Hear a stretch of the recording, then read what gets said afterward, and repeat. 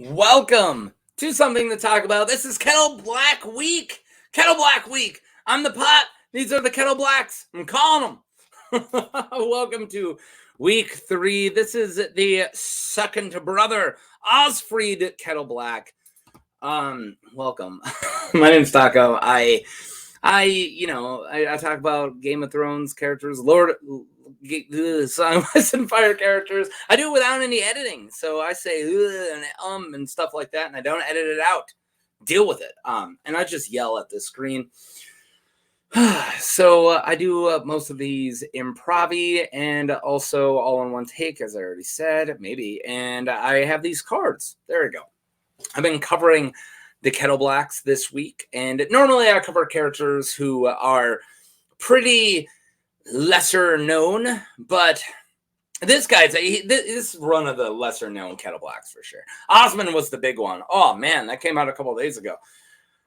It's definitely the longest one. These ones, the next two won't be as long, but you don't need to watch them all. You can just watch whatever one you want.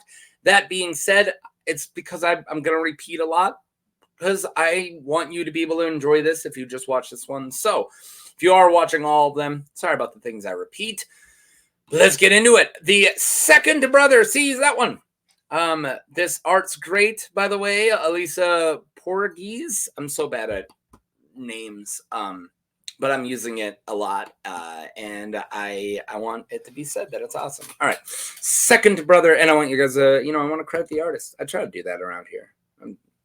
I don't all the time because I can't find the artist all the time, but I try to. Second brother, Osfried is this guy. Osfried Kettleblack is the second oldest of the Kettleblack brothers. He is the son of Oswald Kettleblack, which we've also covered. And he has two brothers, Osmond, who were covered already, and Osney, who I'll be covering next. Osfried is tall with the Kettleblack hook nose, of course, and a cruel smile, of course. And he has long dark hair and drooping black mustache. Osfried is taller and sterner than his brother Osney. Osmond thinks that he and Osfried are stronger than Osney. Wow. Good one. Osfried and his brothers are amiable and being popular with both knights and servants, and they like their serving women. Tyrion Lannister considers all of them to be unsavory and deceitful, but none as dangerous as Brawny Braun. Cersei Lannister considers Osfried to be crueler and less friendly than his brothers. All three siblings are illiterate. You see how I've been reading. I'm not too much better. All right, so now we're going to cover House Kettleblack itself. This is essentially the same slide, but just slightly different than all the other ones. So sorry for watching these all in one big order. House Kettleblack. House Kettleblack is a noble house from the Crownlands. Members of House Kettleblack tend to be tall with dark hair and hooked noses. Wow. And the Kettleblacks are known for their unscrumptious behavior. I gotta say unscrumptious different every time. During the War of the Five Kings, Sir Osmond, Osney, and Osfried Kettleblack are sellswords in the King's Landing. Queen Cersei Lannister and her cousin Sir Lancel find sellswords to replace the House Lannister guards led by Captain Vylar, whom Tyrion Lannister has sent from the capital. Cersei secretly meets with the Kettleblacks to buy her own sellswords, unbeknownst to Cersei. However, the Kettleblack brothers are already bought by Tyrion's Captain Bronn. I've said those words a lot now, and I'm going to do it one more time. All right.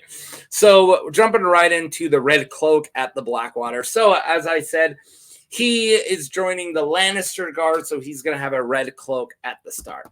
So Osfried, along with his brothers, are used by Tyrion Lannister to infiltrate Queen Cersei's Lannisters. Guards attempted by the force of the sellswords infiltrate Queen Cersei Lannister's attempt to buy force of sellswords herself. There you go. Why don't I just read it? Okay. Osfried and Osney Kettleblack help bring Aliala, I can't ever say Aliaya's before Queen Cersei. I'm not going to get into what's going on there. It's awful, but I will for the next character because it's more important to the next one. But yeah, to Osney. Osfried becomes captain of Cersei's new House Lannister guards and remains with the Queen during the Battle of the Blackwater when Osfried reveals that 3 servants were caught trying to escape with horses. Cersei gives orders to have them executed by Ilan Payne. Ouch. Youch. Cersei also has Osfried disperse merchants who seek refuge in the Red Keep. As the battle intensifies, Cersei orders Osfried to have King Joffrey brought inside Maegor's holdfast, which angers a lot of people because the king, leaves the battle. That's the whole thing. All right. The brothers in King's Landing. I found awesome picture of them in Lego form by Spidman. Spidman.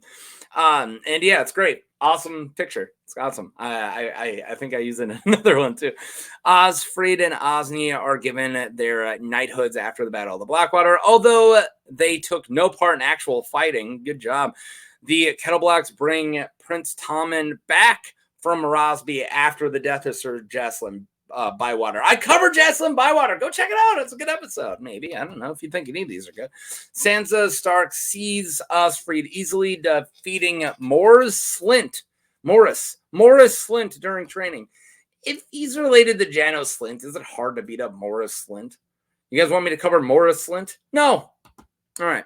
All 3 of the Kettleblack brothers gave evidence against Tyrion in his trial for the murder of King Joffrey. Osfried and Osney mentioned the Tyrion's threats to Cersei, although omit the part that Tyrion had done it so Aliela was not harmed.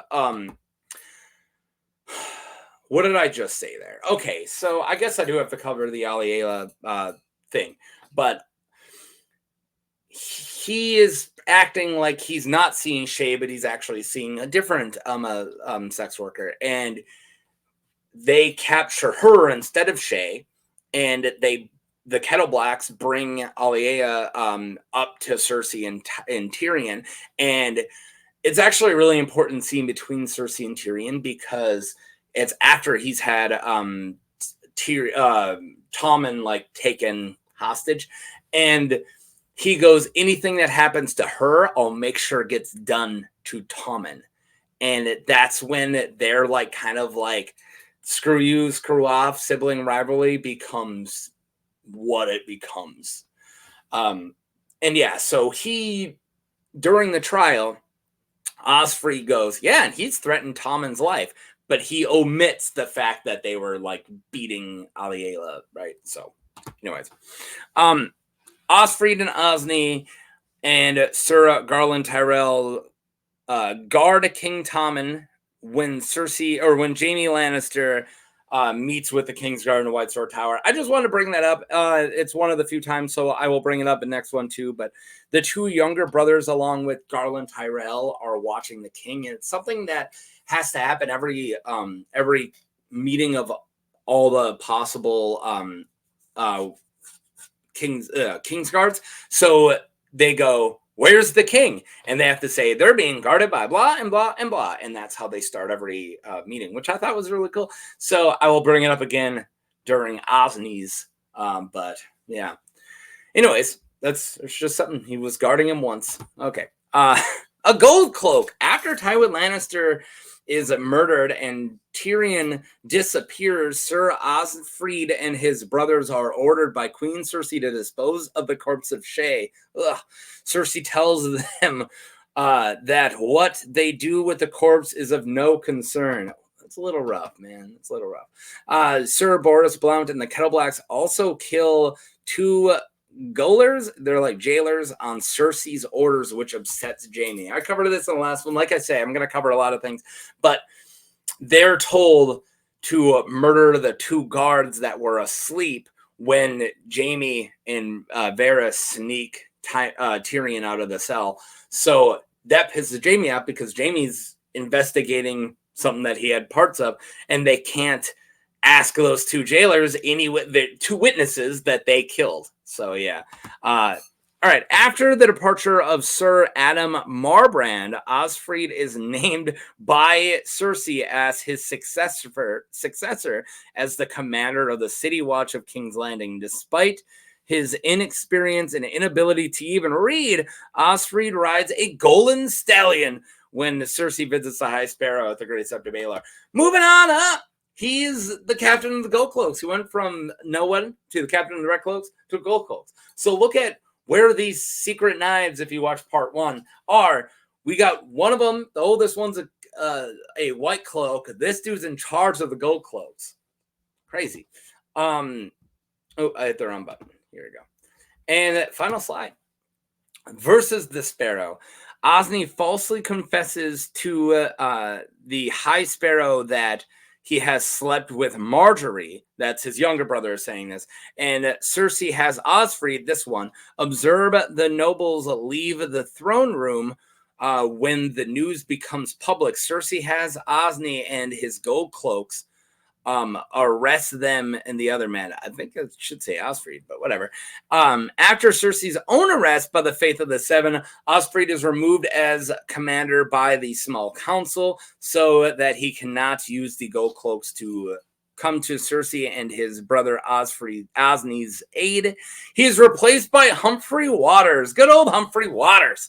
Cersei falsely confesses to the betting all 3 Kettleblacks, which it's not true, because Osfried, I think, is the only one who doesn't get to. As soon as Sir Kevin Lannister, the Lord Regent, hears this information, he has Osfried and Osmond thrown into the dungeon of the Red Keep. Kevin plans to send them to the wall if they plead guilty, and if they plead innocent, they will face Sir Robert Strong in trial by combat, which is pretty much his death, right? That zombie mountain, most likely. Or Robert Strong's not the mountain. That's it. It's a little shorter than Osmond's. Oh my god. Osmond's episode. This is Osfried. I hope that these names don't confuse you guys. All right. That was part 3 done. See me in a couple days for part 4. This is the Kettleblack week, and I'm the pot calling the Kettleblacks. And yeah, do not trust a man with a hook nose. I'm kidding. If you have a hook nose, you're not inherently evil.